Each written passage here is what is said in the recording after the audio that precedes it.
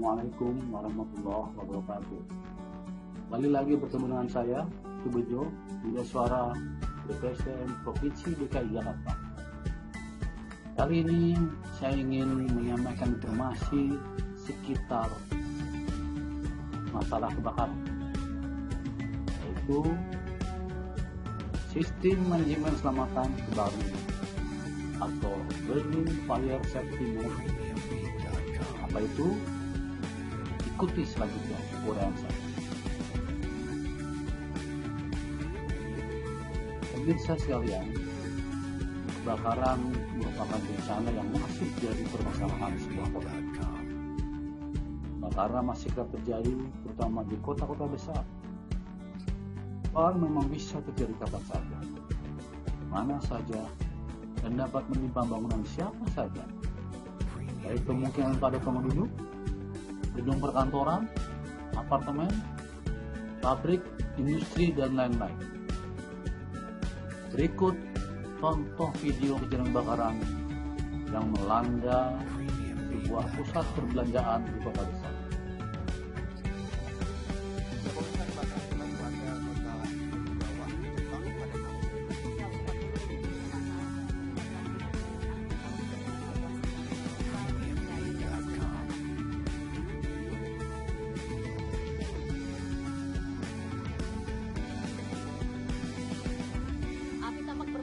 Di area perbelanjaan di utara kota Itoigawa setelah kebakaran terjadi pada sebuah restoran pada Kamis pagi.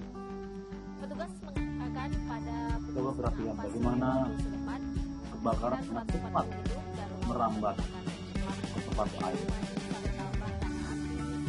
dengan asap yang mengepiri, dengan suhu api yang sangat panas dan sangat membahayakan bagi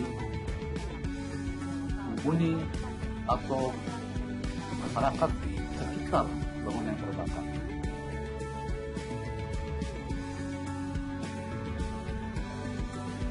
Oleh karena itu, waspada terhadap bahaya kebakaran.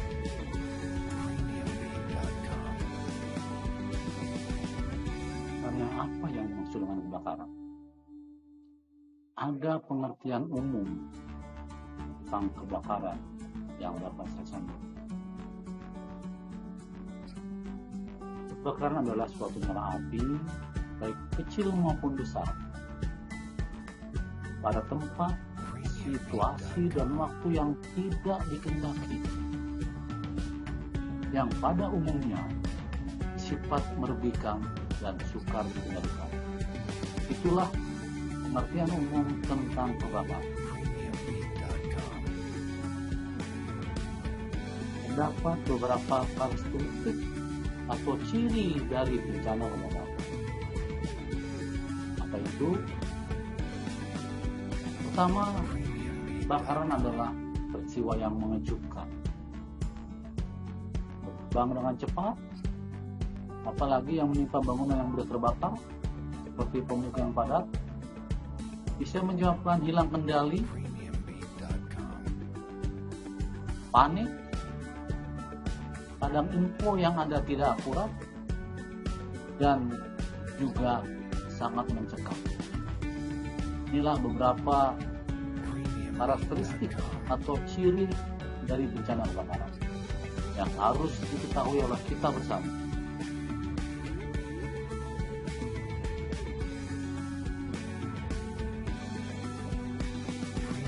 Apa yang dimaksud dengan manajemen keselamatan kebakaran atau MKKG?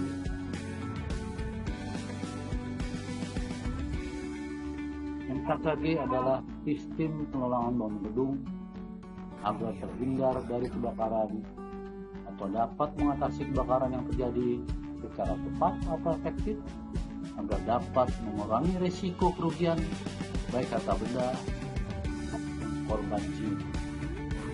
Itulah yang masih dengan MKKG. Terdapat model segitiga keselamatan bangunan. Model ini dapat memberikan guidance atau panduan bagaimana mengelola sebuah bangunan agar aman dihuni sehingga selamat jadikan aktivitas bagi masyarakat. Yang pertama adalah proteksi aktif, yaitu sistem proteksi yang membutuhkan peran campur tangan manusia untuk mengoperasikannya. Antara lain, misalnya dalam kebakaran, sistem pemersih otomatis, sistem alarm kebakaran, sistem pengendali asap, dan alat pemadam api dingin. Kemudian ada proteksi pasif, yaitu sistem proteksi yang dapat melindungi karena keberadaan dari barang atau benda tersebut. Misalnya zat pemati api atau penghambat api, kompartementasi sehingga tidak terjadi perambatan kebakaran ke ruangan lain. Dan yang terakhir dan tidak kalah penting adalah manajemen sistem keselamatan kebakaran atau MKKG itu sendiri.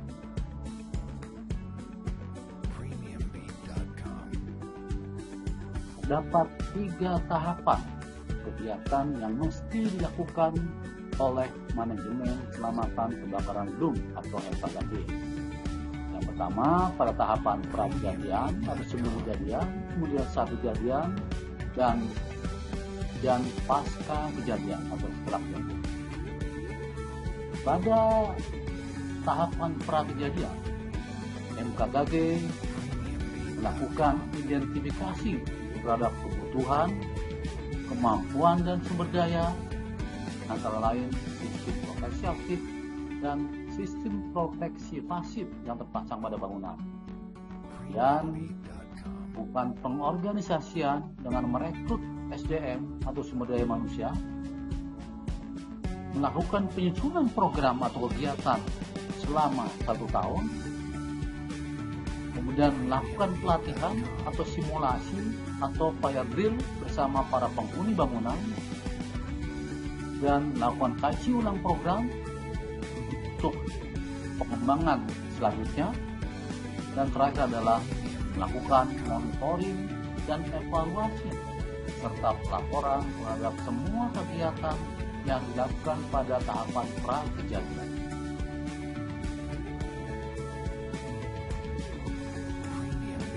Kegiatan yang mesti dilakukan oleh manajemen keselamatan kebakaran pada saat kejadian adalah yang pertama, merespon atau memperhatikan notifikasi kebakaran pada saat alarm kebakaran. Di situ diketahui mana lokasi terjadinya kebakaran. Kami diolah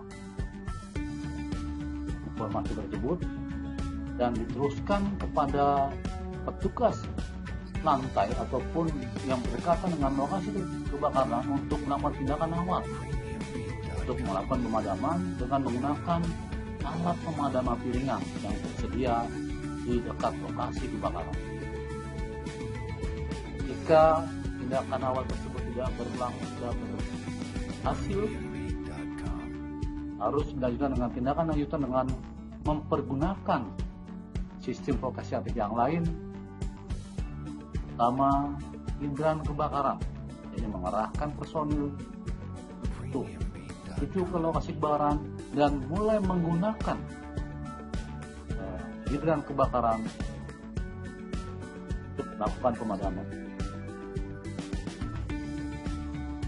Sejalan dengan itu, pihak manajemen juga harus sudah menginformasikan atau melaporkan kejadian kebakaran kepada instansi pemadam setempat untuk dilakukan upaya pemadaman lanjutan oleh petugas pemadam kebakaran. Dan nantinya pihak manajemen akan membantu petugas pemadam untuk melakukan operasi pemadaman kebakaran. Samping itu, pihak manajemen juga harus mulai melakukan evakuasi para penghuni ke area berkumpul yang aman yang sudah ditentukan. Didata, dicatat, dan nanti akan dilakukan pelaporan. Dan kegiatan terakhir yaitu melakukan monitoring dan evaluasi terhadap semua kejadian pada saat kebakaran dan menyusun pelaporan yang nanti akan disampaikan kepada pihak manajemen tentang kejadian kebakaran.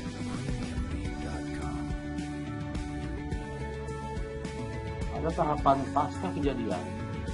Pihak manajemen selamat penyebaran gedung harus melakukan beberapa kegiatan antara lain.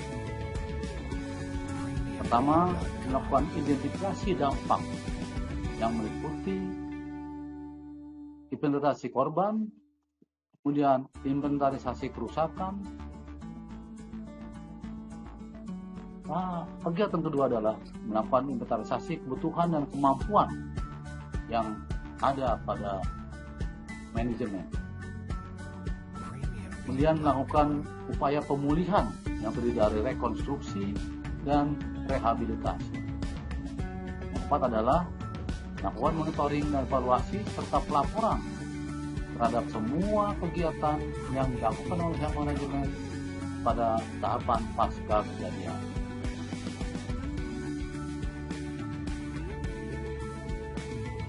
Demikian para pemirsa sekalian, informasi yang saya sampaikan mengenai manajemen keselamatan kebakaran gedung. Semoga bermanfaat. Mohon maaf atas segala kekurangan. Wassalamualaikum warahmatullahi wabarakatuh.